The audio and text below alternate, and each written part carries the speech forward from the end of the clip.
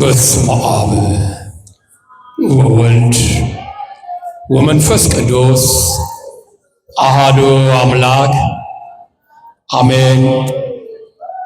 ስብሐት ለእግዚአብሔር ለዘአብጽሐነ እስከዛቲ ሰዓት። ምስጋና ለእግዚአብሔር ይሁን በሰማይ በምድር ላለው ለአምላካችን ለመድኃኒታችን ለኢየሱስ ክርስቶስ ክብርና ምስጋና ለእርሱ ይሁን። የቅኔ መሐሌቱና የቤተ መቅደሱ ግርማ ሞገስ ይሆናችሁ። አባቶች ሊቃውንት፣ ካህናት፣ ወንድሞች ዲያቆናት እንደየማረጋችሁ ብሎም በዚህ በቅድስናው ስፍራ ከሩቅም ከቅርብም ቃሉን ለመስማት በሚመቸውም በማይመቸውም ስፍራ ሆናችሁ የተቀመጣችሁና እግሮቻችሁ በመንገድ ላይ ያላችሁ እጅግ አድርጌ የምወዳችሁና የማከብራችሁ ክቡራት እናት፣ አባት፣ ወንድሞቼ በወደደንና ባፈቀረን ብሎም በደሙ ዋጅቶ በገዛን በመድኃኔዓለም ስም እንደምን ከረማችሁ? እንደምን ሰነበታችሁ? እንደምን አመሻችሁ? አሜን። የአባቶቻችን አምላክ እቺን ጊዜ እቺን ሰዓት ባርኮ ስሙ ወደሚጠራበት ቃል ወደሚነገርበት ወደ አማናዊት ቅድስት ቤተ ክርስቲያን እግሮቻችንን በዚህ ስፍራ እንዲረግጡ የፈቀደ ዋዛ ፈዛዛ ከሚወራበት ከምታልፈው ዓለም ወደማታልፈው ዓለም በዚህች ቅዱሳን አባቶቻችን ወደ ተሰበሰቡባት ቅዱሳን መላእክት በሚገኙባት ስፍራ ላይ የእኛንም ዕድል ፈንታ በዚህ በአውደ ምሕረቱ ስላደረገ ስለማይነገር ስጦታው ስሙ የተመሰገነ ይሁንልህ። እንደምን ከረማችሁ? በዓል ጥሩ አለፈ? ጥሩ አለፈ። ጥምቀት ሰላም አለፈ። ሳምንቱ ሁሉ ሰላም ነበር አይደል? እግዚአብሔር አሁንም ሰላሙን ያብዛላችሁ።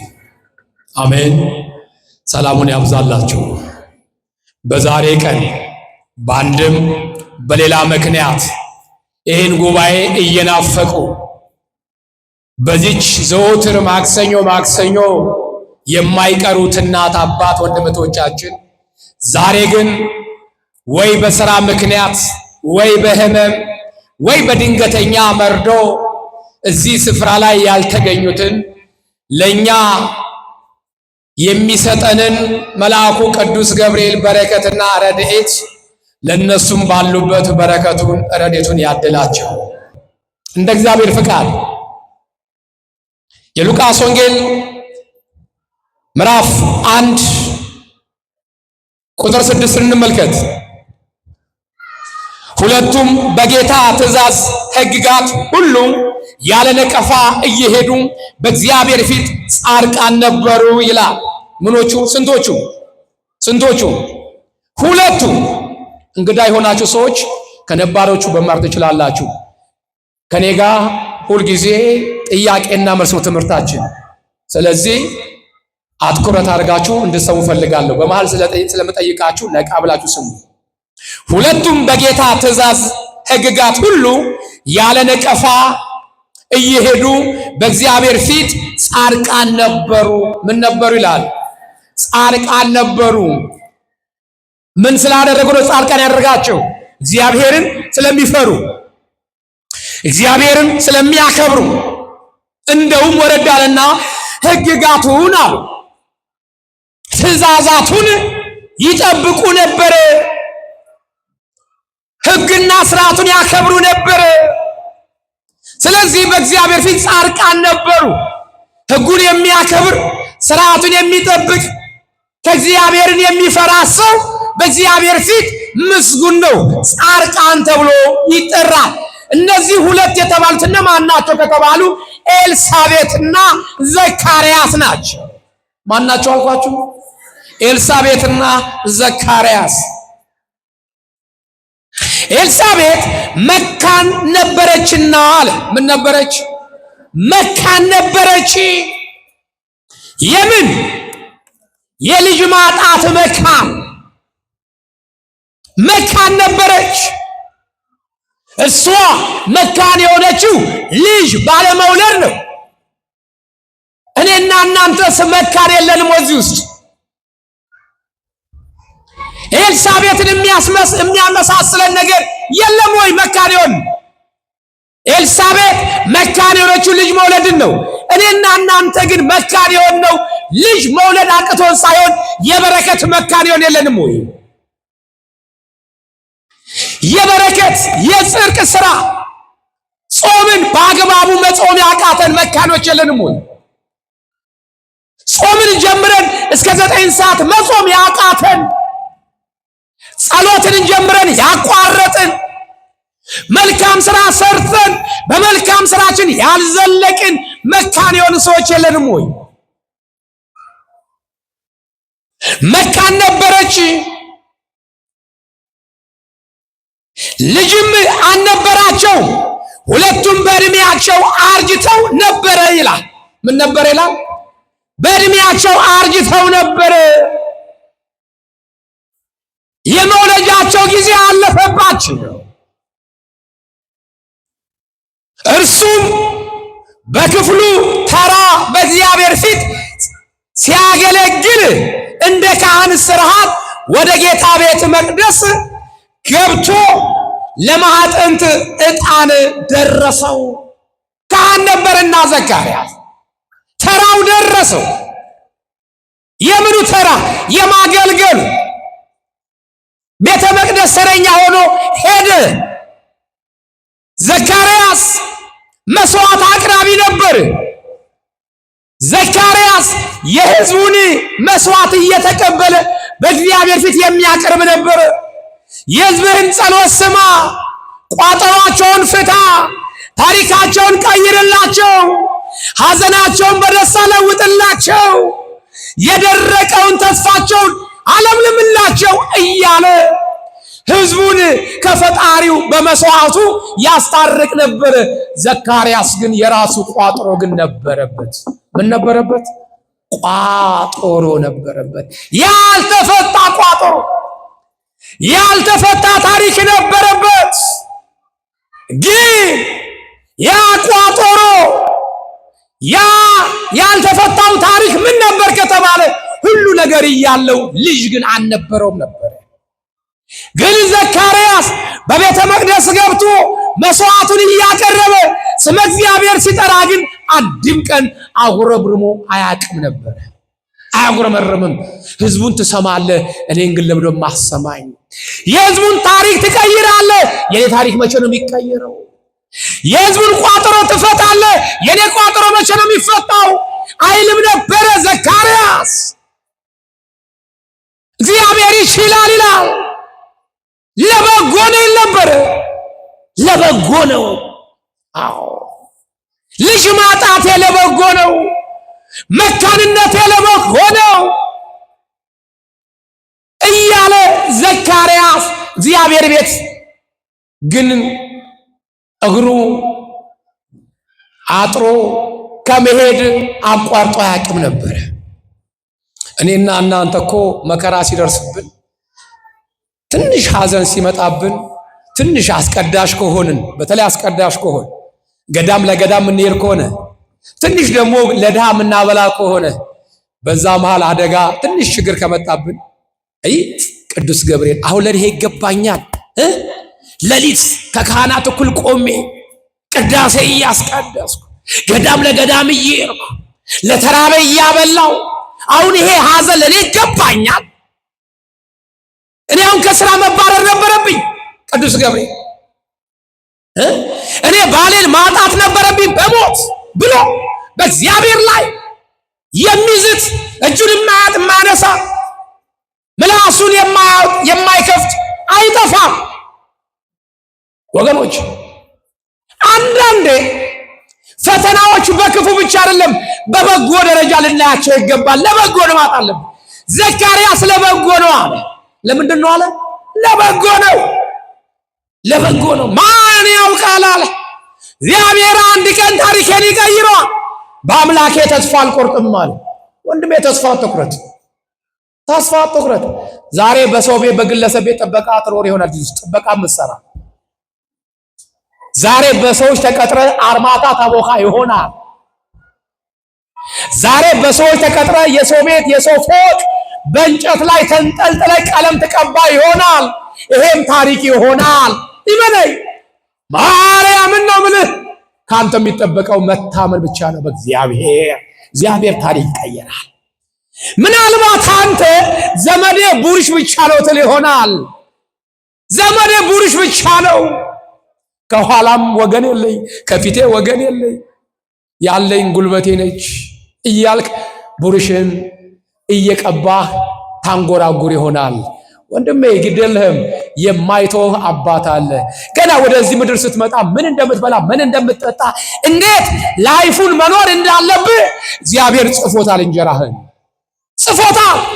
ለጊዜው ያችን እንጀራ እስከምታገኝ ግን ትደክማለህ፣ ትዞራለህ። እኔማ ተደርጎብኛል ትላለህ። እኔማ የሆነ ነገርማ አለ፣ የሆነ ነገርማ ተሰርቶብኝ ነው እንጂ ባይሆንማ ጓደኞቼ ጥለውኝ ባልሄዱ ትላለህ። ወንድሜ የሮጠው ሁሉ አይቀድምም። በመሮጥ አይደለም። የጠዋት እንጀራ ለምን ትመኛለህ? የጠዋት እንጀራ ለምን ትመኛለሽ? አይዞሽ። እኔ ቁጭ ብዬ እዚሁ አንድ ነገር ሳልሰራ ጓደኞቼ የትና የት ደረጃ ደረሱ፣ አገቡ፣ ወለዱ ያለሽ ግድ የለሽም። በመውለድ አይደለም የሚለካው። አዎ ምናልባት አንቺ የምታየው መውለዷን ማግባቷን ነው የምታየው፣ ግን ችግሯን የምታውቀው እሷ ልጅ። ያገባችው ትዳር ዳቦ ቤት የሆነባት ሴት ትኖራለች፣ አንቺም አትናገረው።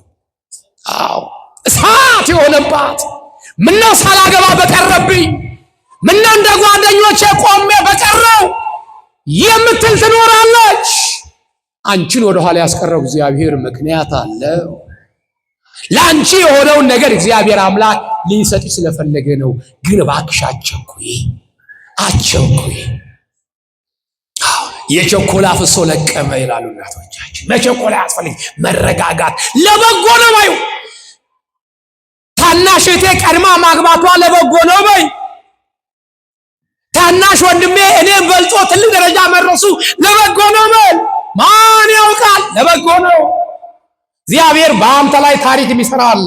በአንቺ ላይ በ11ኛው ሰዓት ታሪክ ይሰራል እግዚአብሔር። መቼ ከተባለ በኋላ አለቀላት፣ ቆማ ቀረች ከተባለ በኋላ እጅን በአፍ የሚያጭን ባል ይሰጥሻል እግዚአብሔር። እጅን በአፍ የሚያጭን አንቺን አይደለም መላ ቤተሰብሽን ታሪክ የሚቀይር እግዚአብሔር ያመጣዋል። መታመን በማ መታመን በማ አረ መታመን በማ በማንም መካ የሚመካ በማይመካ በእግዚአብሔር ይመካ። በቁንጅና በውበት በፀጉር አይደለም፣ በእግዚአብሔር ተመኩ። ለበጎ ነው።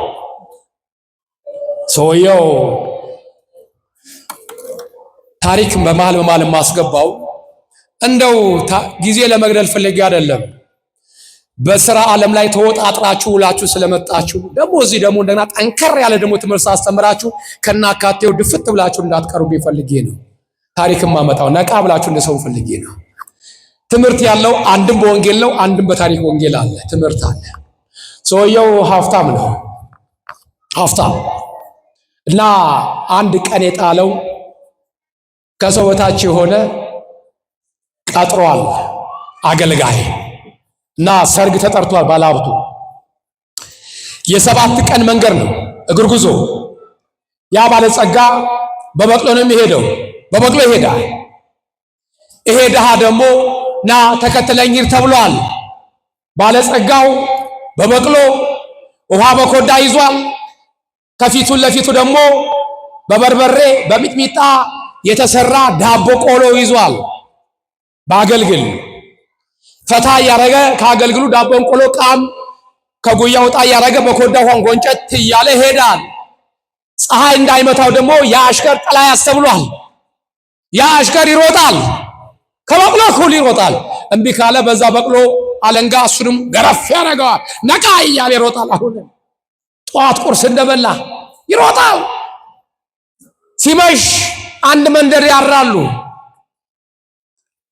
ነገ ጠዋትም እንደዚሁ እንዲህ እያደረጉ ሊገቡ አንድ ቀን መንገድ ሲሆን ጫካ ውስጥ መንደር ጠፋ። የሚያድሩበት መንደር ጠፋ። መሸ። ውድቅ ሌሊት ሆነ። በቅሎ ደግሞ ተፈጥሮ ትደነብራለች፣ ደንባራ ነች። ሰውየው ልጥለው ሆነ። አይ ከዚህ በኋላ መንደር ስለማናገኝ እዚሁ አንድ ዛፍ ስር እንደር አለ ባለጸጋው። እሺ ጌቶቼ አለ። እሺ አለ። ደክሞኝ ስለዋለ በል ከዛፉ ቅጠላ ቅጠል ቆረጥ ቆረጥ አድርግና ምንጣፍ አንጥፍልኝ አለው።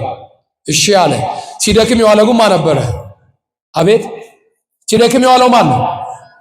አንደበት አላችሁ? ማን ነበረ? ሲሮጥ የዋለው ቀን የጣለው አሽከር ነበረ። አንዳንዴ ሀብታሞች ደሃ ሰው የሚደክም አይመስላቸውም። የቀን ሰራተኛ ሲቀጥሩ የቤት ሰራተኛ ምደክም አይመስላቸውም። እንደነሱ የሚያማት፣ እንደነሱ የሚርባት፣ እንደነሱ አውደ ዓመት የሚያምራት፣ እንደነሱ ቤተክርስቲያን መሳለም የሚያምራት የማይመስላቸው አሉ። እዚህ ውስጥም እዛም አሉ ጨካኞች። ታዲያ እንዲሆነን እግዚአብሔር አይሰማንም ወይ እንላለን።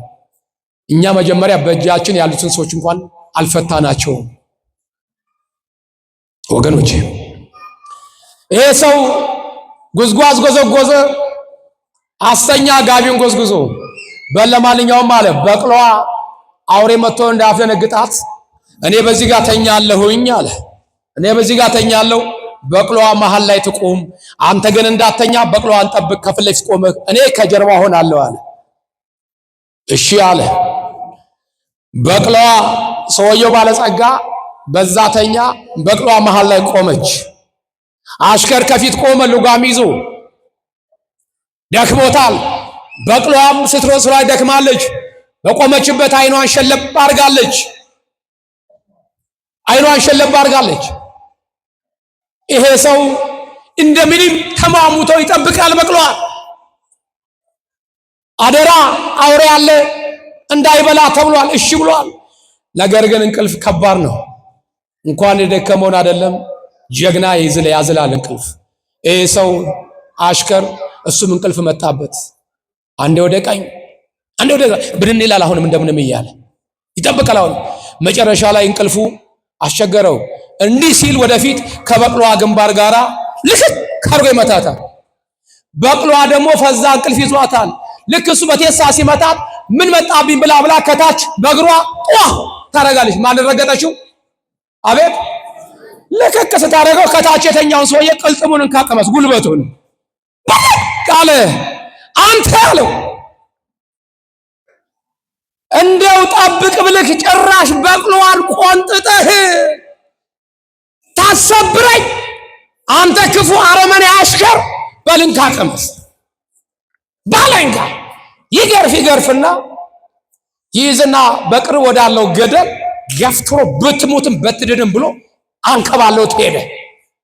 እዛች በቅሎ ላይ ወጥቶ ተሳፍሮ መሄድ ወደሚፈልገው ሀገር ያንን ጥሎት ሄዷል።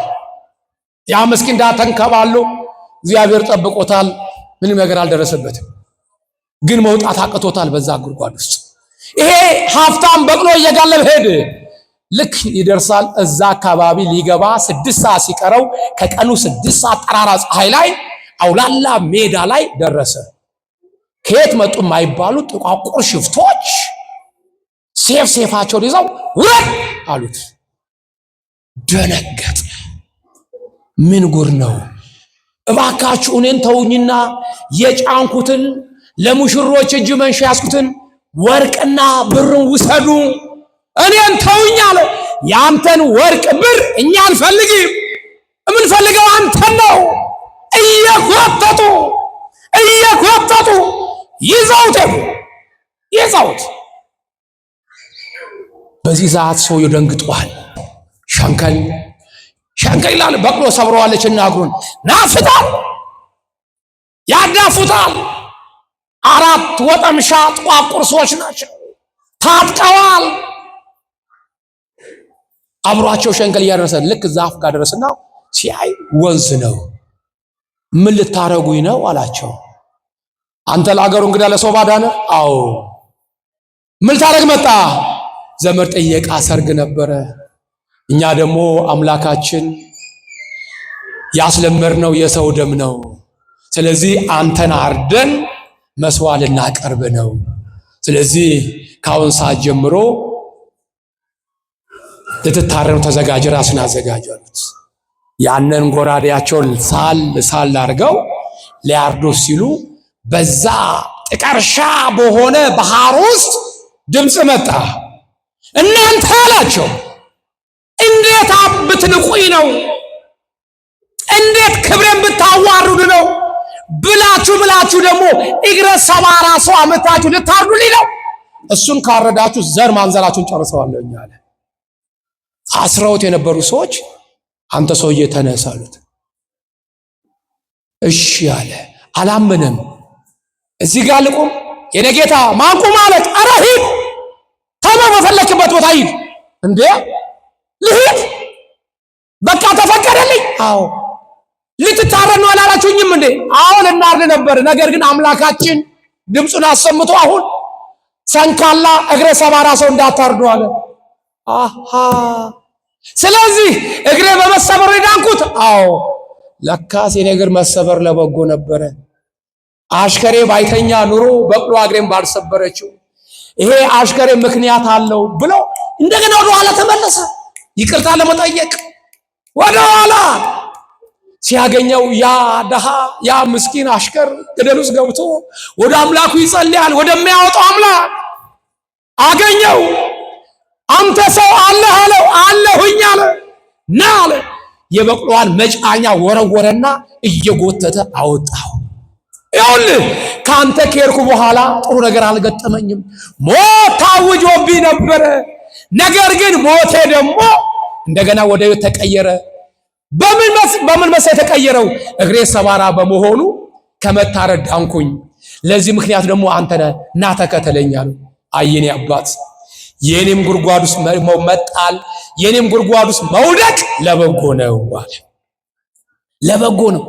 አዩ ጌቶች አለ ገርፈው ጉድጓድ ከሚጥሉኝ ይልቅ ና ተከተለኝ ብለውኝ አብሬዎት ሄጄ ቢሆን ኑሮ እርሶ እግረ ሰባራ በመኖት ከመታረድ ይድናሉ። እኔ ግን ሙሉ አካል ስለነበረኝ በእርሶ ፋንታ እኔ ታረድ ነበረ። ስለዚህ የእርሶም እግር መሰበር ለበጎ ነው፣ የኔም ጉድጓድ መጣል ለምንድን ነው አለ። አረ ለምንድን ነው? እህቴ መከራ የመጣው ለበጎ ነው። አባቴ ከስራ መባረር ለበጎ ነው። ማን ያውቃል? በዛ መስሪያ ቤት ብትቆይ እድሜ ልክን ወይን ቤት ትወርቅ ይሆናል፣ ቃሊቲ ትወርቅ ይሆናል ባልሰራው ኃጢአት። ወንድሜ ለበጎ ነው። የምትወዳትን እናትን ያጣው ለበጎ ነው። የምትወልጂው ልጅሽን ያጣሽው ለበጎ ነው። እናቴ የሞተው ልጅሽን እያነሳሽ አታልቅሺ፣ አትቆዝሚ፣ ለበጎ ነው። እህቴ የምትወጂውን ቦይፍሬንድ ያጣሽው ለበጎ ነው። ማን ያውቃል? ከሱ ጋር ብትሄጂ ነገ ጠዋት ሕይወትሽ ስኬታማ አይሆንም። ምክንያት አለው። እግዚአብሔር ገመዱን የበጠሰበት ለበጎ ነው። በዩ እግዚአብሔር ታሪክ ቀያሪ ነው። ወገኖቼ ዘካርያስ ለበጎ ነው አለ። ለበጎ ነው። ልጅ ማጣት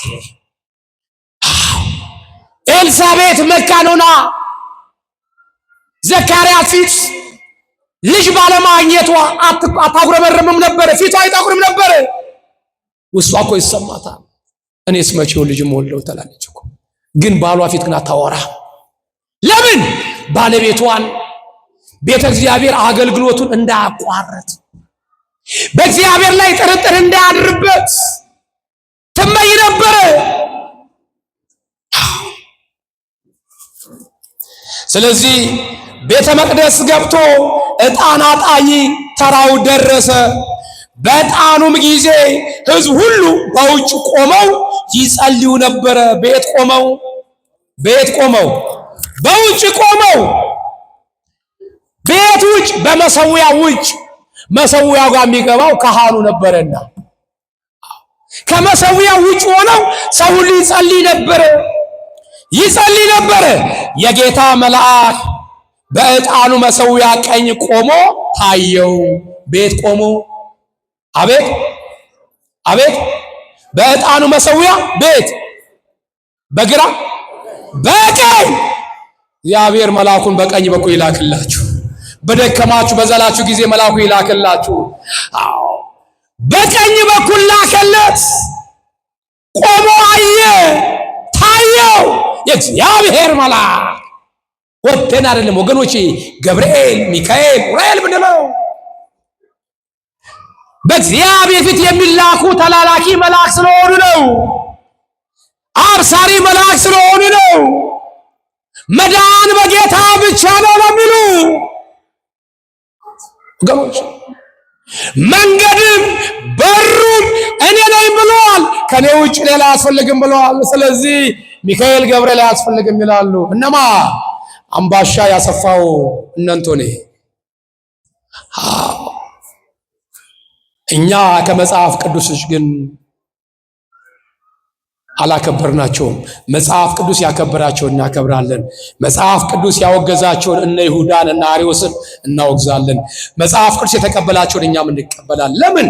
እግዚአብሔር ስማቸውን በጽድቅ ነገር ስለጻፋቸው። በቀኝ በኩል ቆሞ ታየ።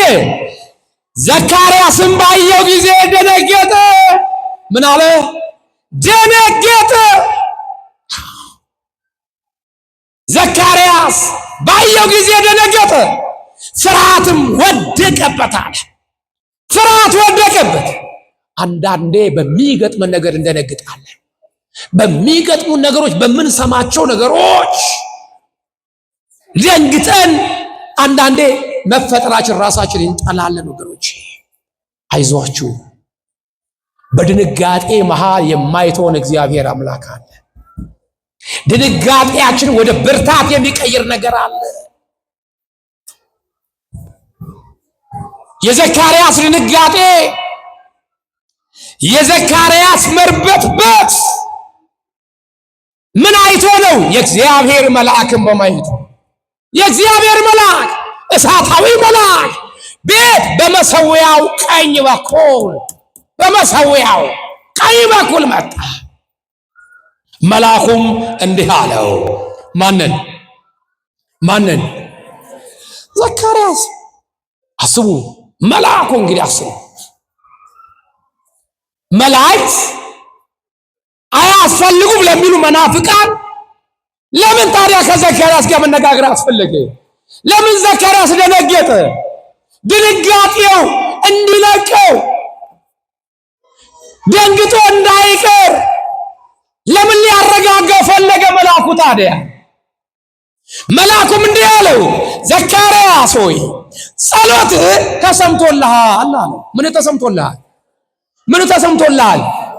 እንደነንቶኔ አባባል መባል ካለበት ማን ነበር? ጌታ ራሱ ወርዶ ዘካርያስ ጸሎት ተሰምቶልሃል ነበር ማለት የነበረበት። መላእክት ምንም አያውቁም ይላሉ አይደል እንዴ? ማወቁን እዚህ ጋር እኮ ተናገረ እንደሚያውቅ። ምን አለ? ጸሎት ተሰምቶልሃል፣ ተሰምቶልሃል፣ አትፍራ። ምን አትበል? አትፍራ፣ አትፍራ። በምን? ጸሎት በማድረግ አትፍራ። ወደ እግዚአብሔር ምልጃ በማቅረብ አትፍራ፣ አትፍራ፣ አትፍራ። ኤልሳቤጥም አሁን መጣ እንግዲህ ቋጠሮ ሊፈታለት ታሪኩ ሊቀይርለት እኮ ነው እንግዲህ። አትፍራ ካለው በኋላ ኤልሳቤጥም ወንድ ልጅ ትወልዳለች፣ ስሙንም ዮሐንስ ትለዋለች አለው። ማን ትለዋለች? ዮሐንስ ትለዋለች። አሁን ዘካርያስ ኤልሳቤጥ መካን ናቸው? መካን አይደሉም? አቤት ልጅ ነበራቸው እንዴ? አልነበራቸውም። አነበብነው እኮ አልነበራቸውም። ሁሉ ነገር ሞልቶላቸው ግን አንድ ነገር ጎሎባቸው ነበር። ስለዚህ መልአኩ ቅዱስ ገብርኤል የዘካርያስን ጉርለት አወቀ ወይስ አላወቀም? አውቋል አላወቀም? አውቋል እኮ። ይሄው ልጅ እንዳልነበረ በምን አወቀ? ኤልሳቤጥ አለመውለዷ፣ ዘካርያስ አለመውለዱ መልአክ ባያቅ ኑሮ ዘካርያስ ሆይ አትፍራ፣ አትደንግጥ፣ ጸሎት ተሰምቶላ ኤልሳቤጥ ወንድ ልጅ ትወልዳለች፣ ስሙንም ማን ትለዋለች አለ? ዮሐንስ ትለዋለች አለው። ከዚህ ላይ ምን ማወቃል? ምን ማለት ነው? ለምንድን ነው የሚዘሉት? የለን ቃል ዝም ብሎ ብቻ መዳን በጌታ ብቻ። መዳን በማ በጌታ ብቻ። መጽሐፍ ቅዱስ ግን በጌታ ብቻ ይላል። መዳን በጌታ ብቻ ይላል። እንዲህ የሚል ካለ ቃል ካለ ማርያምን ነው የምላችሁ። እኔ ራሴ መጀመሪያ እቀበላለሁ ጌታ። ደግሞም ተቀብያለሁ። የትኛውን ጌታ ነው የምቀበለውስ? ባዶ አዳራሹን ማለት ነው። ባዶ አዳራሹ ጋር ሄድላቸዋለሁ። ግን መዳን በጌታ ብቻ የሚል የለም። በሩም በእኔ የሚገባ ይድናል፣ በሩም መንገዱም እኔ ነኝ ብሏል። ይሄን ቀደም ብለን ሁሌ የምትማሩ ሰዎች ተማምረናል አይደል? በሩ ማን እንደሆነ ተማሩ አልተማማርንም? በሩ እንዴት እንደሆነ በኔ በቀር ከኔ በቀር የሚል የለም። ከኔ በቀር ነው ይላሉ እነሱ። ግን ከኔ በቀር ወደ አብ የሚገባ የለም ይላል። የለም እኮ መጽሐፍ ላይ ከኔ በቀር አይልም። ማርያምን ነው ብላችሁ ይሄ አስረግጬ ተማምረናል። እነሱ ባሉት ቃል እያወጣው የሚጠቅሱትን ጥቅስ እየተነጋገር እነ ፓስተር ዮናስ፣ እዩ ጩፋ፣ እስራኤል ዳንሳ ሌሎች የሚያነሱትን ሁሉ እያመጣን ተማምረናል አይደል? አልተማማርንም? ከኔ በቀር የሚለው መጽሐፉን ጠቅሰን እነሱ የጠቅሱት ጥቅስ እናነበው። ከኔ በቀር ግን አይደለም የሚለው። አቤት ከኔ በቀር የሚል የለም። ከምትል ፊደል የለችም። በነው ምንድነው የተባባልነው? በና ከለ ልዩነት አላቸው የለውም? አቤት በምሳሌ ተነጋግረናል አይደል? በር ይባላል። ከን ከፊት አስቀድመን በር ማለት ይቻላል? እሺ ከሰከሰ ለማለት ከፊት አስቀድመን በን ከፊት አስቀድመን ከሰከሰ ማለት ይቻላል? አይቻልም አይደል? ተማምረናል። ይሄን ምሳሌ አመጣን። ከና በጣም ልዩነት አለው። እነሱ ግን እንዲያመቻቸው ከኔ በቀር ይላሉ። እስኪ አንብበው ሲባል እንቅ አድርጎ የሚያስነብባቸው ሲኖር አይ ወራጅ አለ ይላል። እዚህ ጋር ወራጅ አለ። በጌታ የተወጋ ይሁን። አይገርምም? አላየሁትም ነበር ይላል። ታዲያ ካላየ ለምን ይለፈልፋል እንዴ? ማርያምን እንደዛ እኮ ነው ያለኝ። መገናኛ ጋር እየሄድኩ ይጮሃል ከኔ በቀር ወንድሜ ጌታ ይባርክ፣ ጌታን ተቀበል፣ ኢየሱስ ያድናል አለ። መዳን በጌታ ብቻ ነው አለ። በሩም እኔም ከኔ በቀር ብሏል። ቆምኩ። ወንድሜ ቀረጻውን አቁምና እኔ አሁን ጌታን እቀበላለሁ። አንደኛ ከኔ በቀር የሚካለ ከኔ በቀር፣ ሁለተኛ በኔ ብቻ መዳን በኔ በጌታ ብቻ የሚል ካለ እኔ አሁን ጌታን እቀበላለሁ አልኩት። እሺ ጌታ ይባርክ አለ። ገለጠ ጥቅሱን እንኳን የት እንኳን እንዳለ እንኳን ያቆም። እሺ ከኔ በቀር የሚለውን እንኳን አውጣው አልኩት። ጠፋበት ወንጌሉ። አትልፋባት ማቴዎስ ወንጌል ብቻ እዚህ አውጣ አልኩት። አየ። ከዛ በኋላ ከየሚል አለ በኔ ነው የሚለው። በኔ ከየሚል የለም። በጌታ በኢየሱስም ጌታ ምስክሬው አይቼው አላቅም አለ። ጭራሽ ይሄን አንብቤ አላቅም አለ። አወናባጅ እኮ ይበዛበት ከባድ እኮ። ስለዚህ ቅዱስ ገብርኤል እንደሚያውቅ የዘካርያስ ጉርለቱን እንደሚያውቅ አወቀና ስሙንም ዮሐንስ ትለዋለህ አለው። ዮሐንስ ማለት ደስታ ተድላም ይሆናል፣ በመወለዱ ብዙዎች ደስ ይላቸዋል አለ። በመወለዱ ምን ይላቸዋል? በመወለዱ ብዙዎች ደስ ይላቸዋል። ማ በመወለዱ ዮሐንስ በመወለዱ ብዙዎች ደስ ይላቸዋል። ለምን ይሆን ጌታ ደስ የሚላቸው? በጌታ ፊት ታላቅ ይሆናል፣ የወይን ጠጅና የሚያሰክር መጠጥ አይጠጣም። ምን አይጠጣም? በጌታ ፊት ታላቅ ይሆናልና የወይን ጠጅ የሚያሰክር መጠጥ አይጠጣም። ገና በእናቱ ማኅፀን ሳለ መንፈስ ቅዱስ ሞልቶበታልና። ይሄን የሚናገረው ማን ነው? ይሄን የተናገረው ማን ነው? አቤት ማን ነው? ስሙን ጥሩት። መልአኩ የትኛው? መልአኩ ቅዱስ ገብርኤል። የሚያሰክር ነገር አይጠጣም። እኔና እናንተ ጸሎታችን ያልተሰማነው ለምንድን ነው? ብዙ የሚያሰክር ነገር እንጠጣለን። የትኛውን? አረቄ ጠጁን ነው? አይደለም፣ እሱን አይደለም። ብዙ የሚያሰክር ዘረኝነት መጠጥ ጠጥተናል። ብዙ የሚያሰክር አሉባልታ ወሬ በውስጣችን አለ። ብዙ የሚያሰክር እኔ በልጥ የሚያሰኝ ሴሰኝነት፣ አመንዝራነት፣ ሟርት፣ ጥል፣ ክርክር ይሄ በእግዚአብሔር ፊት ነፍስን የሚያሰክር ነው። ለነፍስ የማይጠቅም ነው። ራስን መውደድ፣ ራስን ማምለክ ይሄ ሰካራምነት ነው። ሰካራምነት ወገኖች መንፈስ ቅዱስ ተሞልቷልና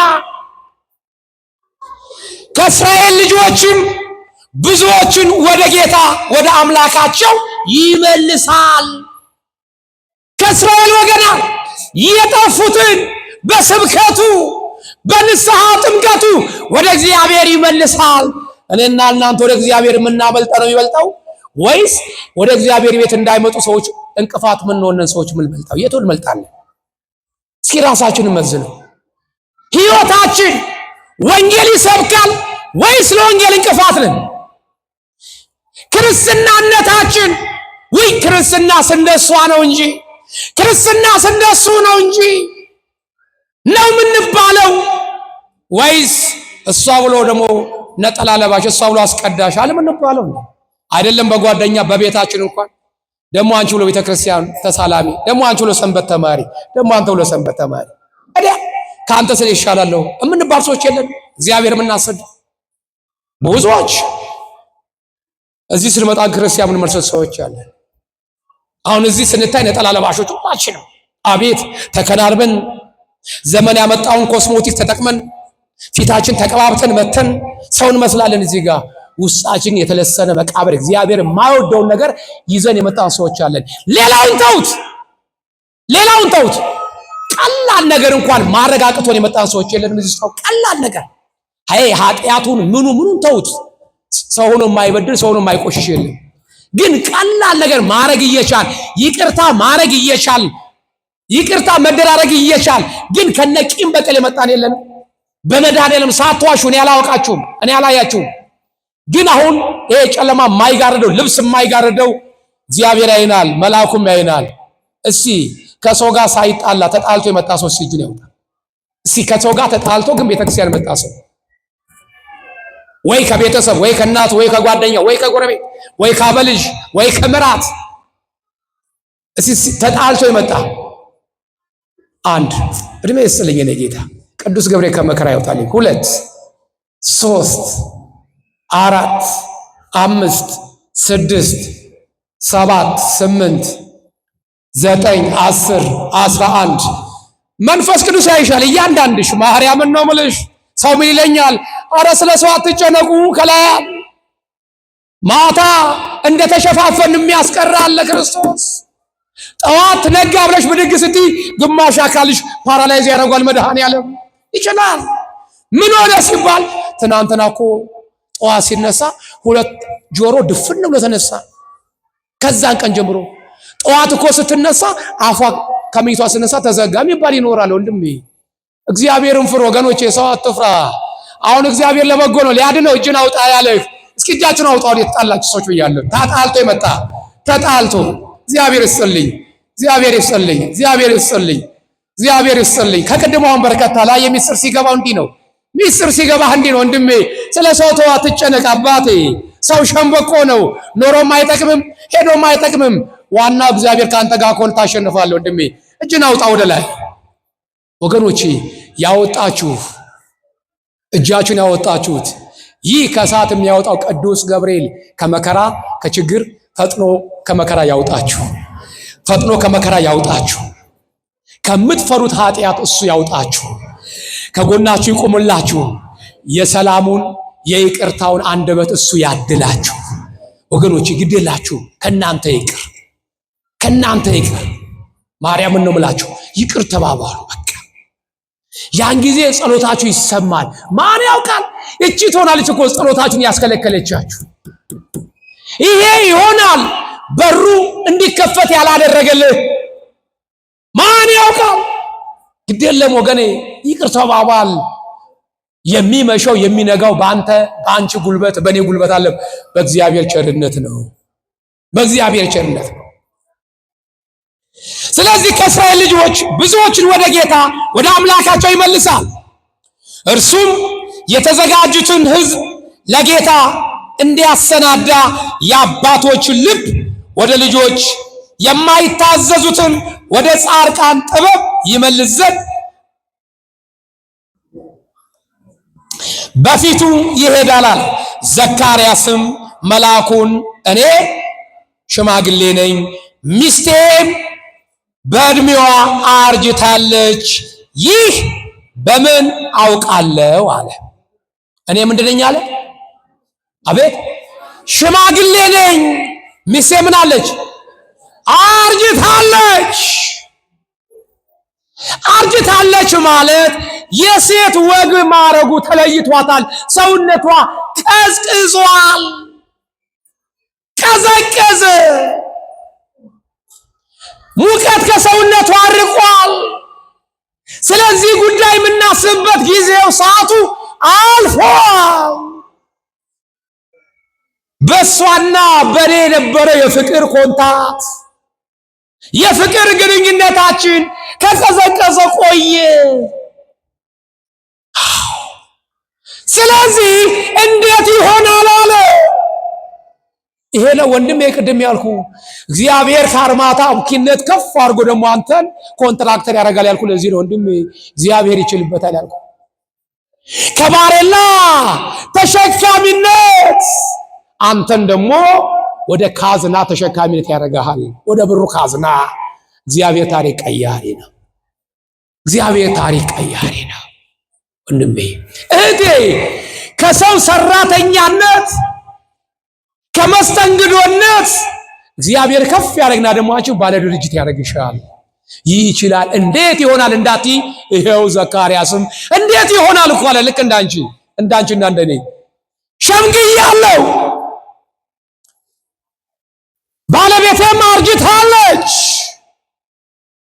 ሰውነቷ ቀዝቅዟል። እንዴት ይሆናል? ይሄ ብዙዎቻችን ጥያቄ ነው። ከዚህ በኋላ የራሴ ቤት ሊኖረኝ ኧረ አይኖረኝም። እንዴቹ መከፍላት የቤት ኪራይ ያሳጣኝ እንጂ መድኃኔዓለም ከዚህ በኋላ በዚህ ኑሮ ውድነት ቤት ሰራ ወንድሜ ግድ የለም ተመኝ ታገኛለህ። ካንተ የሚጠበቀው በጎ ነገር መመኘት ብቻ ነው። አንተ መመኘት ያለብህ በጎ ነገር ምንድነው? ቤት መኪና መንዳቱን አይደለም፣ ቪላ ቤት መኖሩን አይደለም። አስቀድማችሁ የእግዚአብሔር መንግስትና ጽድቁን እሹን የተባለው የቀረው ነገር ተውት አለ። እሱ ዳርንጎት ነው ይጨመርላችኋል ያለ።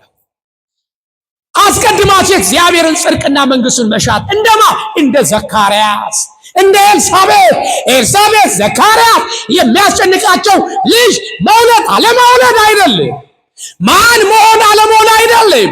የሚያስጨንቃቸው ቤተ እግዚአብሔር ማገልገላቸው ነበር።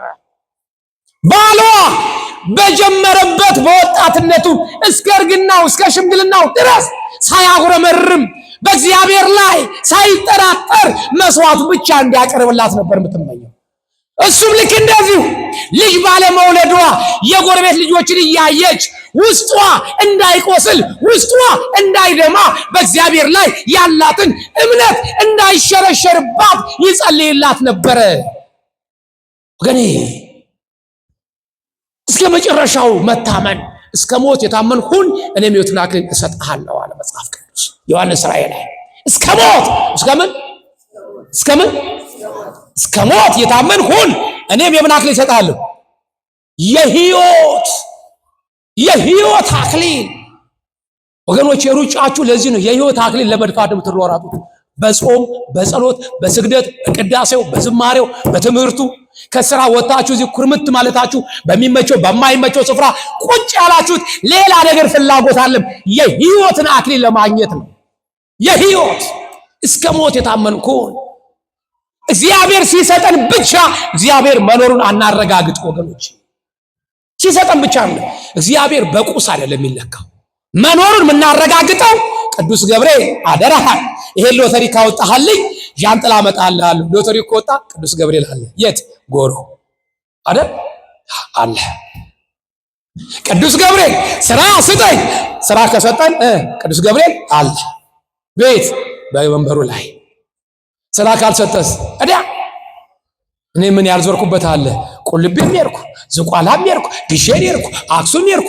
ውድ በሆነ ገንዘቤ ካስክሼ ምንም እግዚአብሔር በህይወት ላይ ጣል በሚል ነገር አልሰጠኝ። ማን ያውቃል? አንተ የጠየቀው ጥያቄ መጥፊያ ሊሆን ይችላል። አንተ የጠየቀው ጥያቄ ለአንተ የሚጠቅም አይሆንም። በእግዚአብሔር እይታ በእግዚአብሔር ምልከታ አንተ የምትጠፋበልን ይችላል። ስለዚህ የጠየቀውን ጥያቄ አይሰጥም። ልጅ ሆይ እኔ ለአንተ ያሰብኳት ነገር አለ ይላል። ምን ያልኳት? ያሰብከውት ነገር አለ ይላል። ወገን ያሰብልሽ ነገር አለ። እህቴ ተስፋ አትቁረጪ። ማርያምን ነው የምልሽ። ውጤቱ ባለመምጣቱ፣ ስራ ባለማግኘትሽ፣ የውጭ እድሉ በመከሸፉ ተስፋ አትቁረጪ። እግዚአብሔር ለአንቺ ያሰበልሽ ነገር አለ። ያንቺ እንጀራ ምናልባት በውጭ ሀገር ላይሆን ይችላል። ለበጎ ነው። ሰውየው ስለተሳለ የቀን ሰራተኛ ነው። ምናልባት ነባሮች ያውቃሉ። በየሳምንት መቶ ለሚማሩ አዲስ ጥቂት ላላችሁ ሰዎች የምናገረው እና ደሃ ነው፣ ግን እንጨት ድንጋይ ፈላጭ ነው። ምን ፈላጭ? ድንጋይ ፈላጭ ነው። እና ከኋላው እየመጡ ሰዎች በአንዴ ይወረወራሉ፣ ይተኮሳሉ። በአንድ ጊዜ ድንጋይ ፈላጭ የነበሩት በአንዴ አርገው መኪና ይገዛሉ። ይሄ ሰውዬ ግራ ገባው። ምንድነው ሚስጥሩ? ትናንት አብረኝ ይሰሩ የነበሩት ሆቴል ይገነባሉ፣ መኪና ይገዛሉ፣ ህይወታቸው ተሻሻለ። እኔ እዛው ነኝ። አንድ የሚቀርበውን የሀገር ቤት ጓደኛው አልፎለት መኪና እኔትሬ የሚባል መኪና ገዝቷል። እኔትሬ የሚባል የድሮ መኪናው በዛ ሰዓት ትልቅ መኪና ነው፣ እንደ ሲኖትራክ እንደማለት ነው። ገዝቷል። አረ ወንድም ያፈርስ በላለ ምንድነው ሚስጥሩ? እስቲ አንተ የሀገሬ ሰው ነህ፣ እባክህ ሚስጥሩ ንገረኝ። ብዙ ሰዎች እኔን ጥለው ያርጋሉ፣ እኔ ግን እዚሁ ቀረው ድንጋይ በመፍለጥ የእጅ ጣቴ ተቆራርጦ አለቀ እንደ ድንጋዩ፣ እግሬ ተሰነጣጠቀ። ምንድነው ሚስጥሩ? እኔ ምንም ሚስጥር የለኝም አለ። እኔ ቁልቢ ገብርኤል ሄጄ ተሳልኩኝ፣ ቅዱስ ገብርኤል ቁልቢ ገብርኤል ሰጠኛል። ቁልቢ ገብርኤል ረረረረ ቆይ እኔ መሄድ አለብኛል። እኔም መሄድ አለብኛል። ወንድሜ አንዱ እጣክም ሊሆን ይችላል። አንተ የአንዱ ስለተሳለ ብቻ መሳል የለብህም። ኢትዮጵያ ችግራችን ይሄ እኮ ነው። እዚህ ጋር አንዱ ዳቦ ቤት ይከፍታል፣ ይሄኛውም ደግሞ ዳቦ ቤት ይከፍታል። ማሞም እዚህ ጋር ዳቦ ቤት ይከፍታል፣ ደበሌም ዳቦ ቤት ይከፍታል። አንዱ እንኳን ሻይ ቤት አይከፍትም። ችግሩ አስቸጋሪ እኮ ነው። ሁሉ እንዲህ አይነት ተንኮል አለብን። ከዛ ቁልቢ ገብርኤል ያለው አለለ ሳንቲም እንደምን በቁብ አሰባሰበና ቁልቢ ገብርኤል ሄደ። ምን ሊያደርግ እንደ ጓደኛው እሱ እኔትሬ መኪና ሊገዛ አይደል፣ ሊያልፍ ሊተኮስ ሊወረወር ሄደ። ክብረ ባህሉ አለቀ። ከዛ ሊሳለም ሲሄድ ህዝብ ቅጥም ብሏል። በዚህኛው በርም በዛ በርም። በዚህኛው በር ሲያዳምጥ ቁልቢ ገብርኤል ሎተሪ ካወጣህልኝ ይሄን አመጣለሁ ይላል። አይ ይሄኛው በር ሎተሪ የሚጠይቅ ሰው አለ፣ ወረፋ ያስጠብቀኛል አለ። በዛኛው በር ሄደ።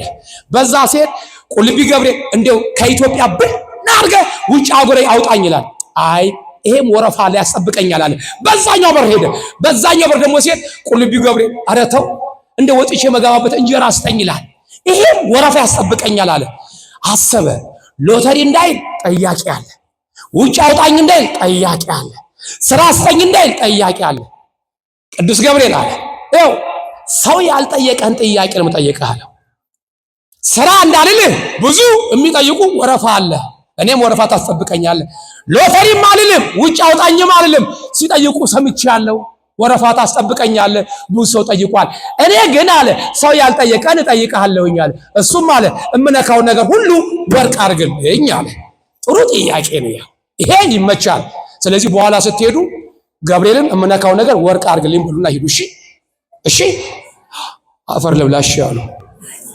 በይና ሂጂ፣ ውጤቱን በኋላ ታውቂዋለሽ። ጠይቁና እንጂ ወርቅ ያደርግልሻል የሚጠቅምሽ ከሆነ። እምነካው ነገር ወርቅ አድርግልኛል። ከዚህ በኋላ ተስሎ መጣ። በዛ ሰዓት ደግሞ ይሄ ካሳንቺሱ ኡራኤል ስሙ ገኗል። በዘጠና ቤት ውስጥ በጣም ስሙ ገኗል። ኡራኤል የሚባልበት ሰዓት ነው። ታሪክ የሚቀይርበት ሰዓት ነው። መጣ ቅዱስ ኡራኤል አለ ለጓደኛ ለመልአኩ ለቅዱስ ገብርኤል ነግሬዋለሁ፣ እምነካውን ወርቅ አድርግልኝ ብዬዋለሁ። አንተም እምነካው ነገር ወርቅ አድርግልኝ፣ ተባብራችሁ ከፈጣሪ ዘንድ አስታርቁኛል። ይሄን ተስሎ ቆይቶ ሰው ይረስቶታል። የሆነ ቦታ ገብቶ ካባ ድንጋይ ሲፈልጥ ድንጋይ ሲነካው ወርቅ ሆነ። የሚገርመው ነገር ደነገጠ። ያኛውን ድንጋይ ሲነካ አሁንም ወርቅ፣ አፈሩን ቢነካ ወርቅ፣ ቅጠል ቢነካ ወርቅ፣ መዶሻውን ቢነካ ወርቅ። እጁ ደከመ። እንዲህ በማለት ብቻ ደከመ። ልብሱን አወለቀና መንከባለል ጀመር። ልክ ቡዳ እንደበላው ሰው ተንከባለል። ቢንከባለል ሁሉ ነገር ወርቅ ሆነ። በኋላ ጀንበሩ ዘቅዘቅ አለ። አይ መድኃኔዓለም ምን አርጌ ነው? ምን አለ አሁን ይሄ ጀንበር ዛሬ ባይጨልም? አይ ምን በድዬ ነው? ምን አለ ቀኑን ረዘም ብታረገው አለ። አልጠግባኝ አቤት ሲተፋ ያደረ ያውቀዋል። ይሄ ሰው እቤት ገባ። እርቦታል፣ ውሃ ጠምቶታል። ሚስት ተፍተፋለችና እንጀራ ቀርባ ቁጭ አረገችለት። ወጥ አምታ ልክ እንጀራውን ነካ ያደረገው እንጀራ ምን ሆነ? ምን ሆነ? ሰው የሚሰርቀው ሰው የሚሰራው ምን ለማለት ነው? ለመብላት አይደል? ለመብላት ነው አይደል? ተሳሳትኩ እንዴ? ሰርታችሁ ቤታችሁ ውላችሁ ቤት አትገቡም? እቤት ገብታ አትበሉም አይደል? አቤት ትበላላችሁ። ስለሚርበን ነው አይደል? ይሄ ሰው እርቦታል። ሊበላ እንጀራው ነካ ቢያደርገው ወርቅ። ደነገጠ። ሚስት አመጣ ወጡ ሊጨምር ስትል እንጀራው የለም ወርቅ ሆኗል። ምንድነው? ምን አቅልሻለሁ? ሌላ ትሪ አመጣች። ወጥ አርጋ መጣች። ገና ነካ ሲያደርገው ወርቅ ሆኗል። ውሃ ጠማ። ብርጭቆ ነካ ቢያደርገው ምን ወር ብርጭቆ ወርቅ። ይሄ ሰው ከንፈሩ ዱቄት እንደ አቧራ እንደመሰለ ጥቀርሻ እንደመሰለ አንጀቱ እዚህ ጋር ጩር ይላል። አይሆድ ክፉ ጊዜ አይሰጥ። ምን ይሁን የሰው የጨነቀው አይን ፍጥጥ። ምንድነው አንተ? እኔ ምን አውቃለሁ? እንደው ምነካው ወርቅ አድርግልኝ ብዬው ነበረ። እንጀራውን እንኳን ቢተውልኝ ምን አለ አለ። ምኑን ቢተውልኝ? እንጀራውን እንኳን ቢተውልኝ ምን አለ እንዴ? የምነካው ሁሉ እኮ ነው ያለው መጀመሪያ። እንዴ ከእንጀራ ውጭ ምነካውን አይደለም ያለው። ደሞችን ጥሩ ሐሳብ ሰጠሽ አይደል? ከእንጀራ ውጭ ደግሞ ወርቅ አለኝ ባየ ደግሞ አንቺ እቺን ጥሩ አይዳ ሰጠውሽ መሰለኝ። ከእንጀራ ውጭ እኮ አላለም። የምነካው ነገር ሁሉ ወርቅልኝ አለ። ሚስዬ ወንድሜ እኔ እርቦኝ ነው ያለው። አንተ ስጠብቅህ ለብቻዋ ቀረባሽና ቀርደድ ጉርስ። እሱ በስሜት ልክ እንደ ቅድም ወንድሜ ይላል። እዛ ጋር ቅድም እንደ ሙዙ እንዳላፉ አፎን ይከፍታል። እሷ ጥርቅ አንቺ ያላት አቤት እንዴ እኔ ጾሜን ላድር ነው እና ምን ላድርግ? ይኸውልሽ እኔ የምነካው ወርቅ ይሆናል ነው። ይኸውልሽ እንግዲያውስ ኑሮም በዘዴ ነው አለ። አንቺ እኔ የምነካው ወርቅ ይሆናል፣ አንቺ ደግሞ እኔ በማጉረስ ትኖር ያለሽ አላት። እኔ በማጉረስ ሲስተሙ እንዲህ ነው አለ። እግዚአብሔር ቢፈርድብንም አለ እኔ ዘዴ አላጣም አለ። አጉርሽኝ ግን እንዳትጠጊኝ፣ እኔን እንዳትጠጊኝ፣ በስህተት እንኳን እጄ እንዳይነካሽ በርቀት ሆነሽ አጉርሽኝ። እሺ እንጀራውን ቀርደድ፣ ሽሮውን ጠቀስ። ጭቃ ቤት ሲለሰን ታውቃላችሁ አይደል? አገር ቤት ከርቀት ሆና አቅላል ጎረስ ጁ ሂድ አቅላል ሂድ ትመርግለታለች። እያለ ይቀልባል። አሁን ወንድሜ ወደ መጥገብ መጣ። ወደ መጥገብ ከዛ ጉሮሮ ላይ ደረሰ። አነቀው። ውሃ አጠጭኝ አላት። እሱ ከነጋ ብርጭቆ ወርቅ ይሆናል። እሱ አጠጭኝ አላት። እንዴ እያጠጣችው እያለ ጋተችው። አንቺ በቃሽ ነው ለካ ቢያረጋት እሷ ምን ሆነሽ? ወርቅ አልማዝ ምንም አትናገርም። ወይኔ ጉዴ ፈላ። ምን ሆነ? እጁን አንስቶ ደንግጦ ወይኔ ጉዴ ፈላ ቢል እሱ ራሱ ምን ሆነ? አቤት ይሄ ሰውዬ መኖሪያውን ነው መሞሻውን የጠየቀው? አቤት ወንድም ያየው እንዲህ ነው። አንተ ጠየቅከው ነገር ሁሉ አምላክ አይሰጥህም። መጥፊያ ሊሆን ይችላል። እህቴ አንቺ ያቀርሽው እቅድ ሁሉ እቅድሽ ፕላኑ ላይመታ ይችላል። ለምን? መጥፊያሽ ሊሆን ይችላል። አንዳንድ ሰዎች ውጭ ውሰደን ይላሉ፣ ጭቅጭቅ ያደርጋሉ። ጭቅጨቃው ሲበዛ እግዚአብሔር ይልካቸዋል። እዛ ደግሞ ቀኑም ሰማዩ ምድሩም ጨልም ሲልባቸው አረ መድኃኔዓለም ምን አረኩ ይላሉ። ምን ያርግሽ መድኃኔዓለም? አውጣኝ አልሽ። እዛ ደግሞ ሲያወጣሽ ደግሞ ለሀገሩ እንግዳ ለሰው ባዳ ሆነሽ ቀኑ ሲጨልምብሽ የሄድሽበት ቦታ እሳተ ገሞራ ሲሆንብሽ መፈጠርሽን ትያለሽ፣ መድኃኔዓለም መድኃኒት ያለሽ። ስለዚህ ልብሽን ስለሚያውቀው የሚገጥምሽን ስለሚያውቀው ለትዕግስት እንጀራ የሆነው ለአንቺ እንጀራ አይሆንም። ያ ቦታ የአንቺ እንጀራ እዚህ ነው ወንድሜ። እግዚአብሔር እንጀራ አለ ካለ ግዴታ አሜሪካን አውሮፓ አይደለም። እንጀራ ያንተ እንጀራ አይደለም በአዲስ አበባ መቋደሾ ምንም በሌለበት በረሃ ሶማሌ ውስጥ እንኳን ያንቺ እንጀራ ከሆነ ለሰው በረሃ ነው፣ ለሰው ጦርነት ነው። ለአንቺ ግን እግዚአብሔር እንጀራውን ያመቻቻል። ማስላለ በዛ ማስላለ እግዚአብሔር እንጀራችሁን እሱ ያመቻችላችሁ ወገኖች፣ እንጀራችሁን እሱ ያመቻችላችሁ። እግዚአብሔር ከሁላችን ጋር ይሁን። የመከረን ያስተማረን የአባቶቻችን አምላክ ስሙ የተመሰገነ ይሁን። ብድግ እንዳላችሁ ሁላችሁም ብድግ እንዳላችሁ የዘርዓ ያዕቆብ እመቤት ያሳደገችኝ የአገሬ ታቦት ቅዱስ ኤፍሬምን በባረከች በወርቅ መስቀሏ ሕይወታችሁን፣ ትዳራችሁን፣ መንገዳችሁን፣ ስራችሁን ትባርክላችሁ። ጣዕሟን በአንደበታችሁ፣ ፍቅሯን በልቦናችሁ ታሳድርባችሁ። በዘርፋፋ ቀሚሷ በድባብ ጥለዋ ትምራችሁ ትከተላችሁ። የመላእክት አለቃ ቅዱስ ሚካኤል ከፊት እስራኤልን በደመና ቀኑን በደመና ሌሊቱን በብርሃን የመራ እናንተንም እቅፍ ድግፍ አድርጎ በሰው እየተመሰለ በእንቅፋት እየተመሰለ የሚመጣባችሁን እንቅፋት ከእንቅፋት አውጥቶ ለቤታችሁ ያብቃችሁ። ይህ መልአከ ሰላም ቅዱስ ዑራኤል በዕለተ ዓርብ የጌታን ደም በብርሃን ጽዋ ተቀብሎ በዓለም ላይ ለበረከት እንደረጨ ሁሉ በእያንዳንዳችን ቤት ላይ የሰላሙን፣ የፍቅሩን፣ የጤናውን፣ የረድኤቱን በረከቱን በቤታችሁ ላይ ያፈስላችሁ።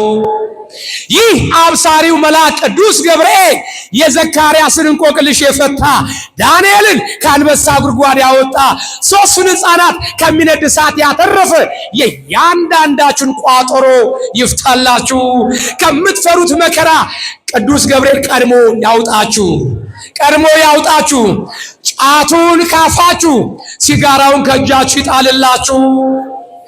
የተወለዱትን ሕፃናቶችን እግዚአብሔር አምላክ ያሳድግልን፣ ለቁም ነገር ያብቃልን። የሞቱትን ወገኖቻችን ነፍሳቸውን በአብርሃም በይስሐቅ በያዕቆብ ዘንድ ያሳርፍልን። የታመሙትን ወገኖቻችንን መጻጎን የፈወሰ እነሱንም ይፈውስልን። በእስር ቤት የወደቁትን ቅዱስ ኤርምያስን ከእስር ቤት ነፃ ያወጣ እነሱንም ነፃ ያውጣልን። ስራ ያጡትን እናት አባት ወንድም እህቶቻችንን እግዚአብሔርን የሚያመሰግኑበትን የጠዋት ያይደለ የማታ እንጀራ ይስጣችሁ። በስራ ገበታ ላይ ያላችሁት እናትና አባቶቼ ነገ ቀነስ ሲሆን ነገ ባረር ይሆን የምትሉትን ከፍታን እንጂ ዝቅታን ያምጣባችሁ። እግዚአብሔር አምላክ አሟሟታችን ያሳምርልን፣ ወጥቶ ከመቅረት ያድነን፣ ጀማሪ ሳንሆን ፈጻሚ ያድርገን፣ የትንቢት መፈጸሚያ ከመሆን ይጠብቀን። ጻድቃንን በገዳም ሰማዕታትን በደም ሐዋርያትን በአጽናፍ መላእክትን በጽራርያም ያጸና አምላክ እኛንም በጾም በጸሎት በስግደት በአንዲት ተዋህዶ እምነት ያጽናን። አገራችን ኢትዮጵያ ዙሪያዋን በእሳት አጥሮ መሃሏን ገነት ያደርግልን። ተዋህዶ ሃይማኖታችን ይጠብቅልን። ጠላቶቿን ፈጥኖ ከእግሯ በታች ያስገዛልን። የሚመሩንን መንፈሳዊ አባቶቻችን ቋንቋ ከቋንቋ ልብ ከልብ ያገናኝልን። ደብራችንን ደብረ ምሕረት ደብረ ሰላም ያርግልን። በዓይናችን መልካሙን ነገር ያስመልክተን፣ በልቦናችን መልካሙን ነገር ያሳስብልን። አንደበታችን መልካም ነገር ያናግርልን። እጃችን የበረከት የፈውስ እጅ ያርግልን። እግራችን የተቀደሰ የተባረከ ቦታ የሚረግጥ ያርግልን። እግዚአብሔር አምላክ ደስታችሁን እንጂ ክፉአችሁን መከራችሁን አያሰማኝ። እጅግ አድርጌ ወዳችኋለሁ፣ አከብራችኋለሁ። የሳምንት ሰው ይበለን።